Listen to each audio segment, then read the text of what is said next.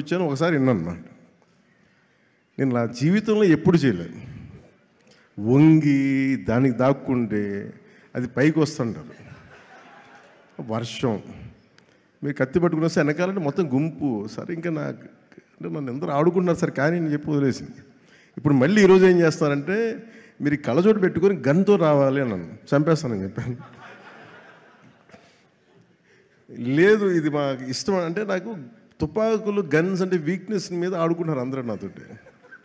Weapons, కత్తులు, తుపాకులు, ఆ బలహీనత మీద మనిషికి బలహీనత ఉండాలి కదా. నాకు ఈ గన్స్, ఈ స్వోర్డ్స్, ఈ కటానా, ఈ మార్షల్ ఆర్ట్స్ అది నాకు ఇష్టం. ప్రీవియస్గా మెడ్రాస్ రైఫిల్ క్లబ్లో నేను మెంబర్ కూడా నా కరెంట్ చాలా. ఇప్పుడు వీళ్ళు కూర్చోబెట్టి వీళ్ళు తీసుకొచ్చి గన్ సార్ నాకు మీకోసం ఒక ఫోటో అయితే ఇస్తాను మీకోసం, దానికోసం వెయిట్ చేయండి అని చెప్పి ఈ పర్టికులర్గా ఇది మన